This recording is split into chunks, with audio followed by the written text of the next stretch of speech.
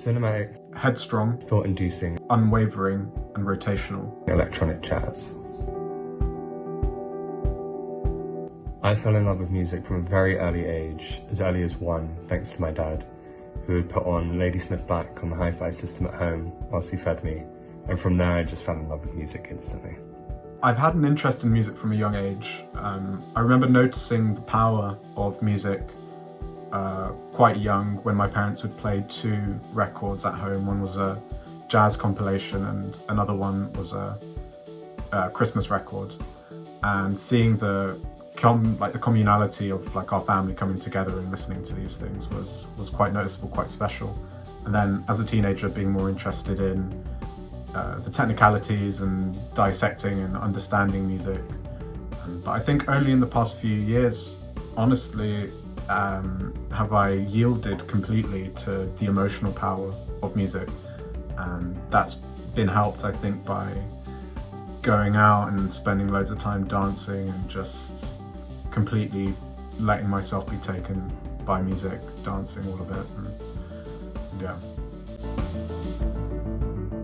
I personally prefer working in the studio, so my idea of heaven is probably somewhere out in the woods, no distractions, barely any internet, and a room full of bits and bobs and dimly lit, and yeah, all the time you need to craft something. I prefer playing concerts, as there's a certain level of vulnerability and connection that comes with performing live, and that level of uncertainty makes each night very different no matter how much you rehearse, and I just love connecting with fans. My artists on heavy rotation, I probably listen to an unhealthy amount of Balls of Canada, so they're still there.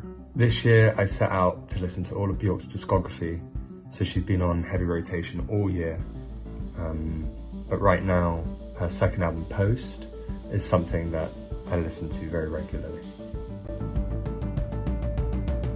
Advice for my younger self that I still have to tell myself often is to focus on what specifically makes you unique and exploit that and be interested in finding your own voice. So as much as it's useful to quote and to study maybe other people's work and ultimately to be fascinated by other people's art, my job and that of any other artist, I think, is to give something unique, so to not forfeit that ever.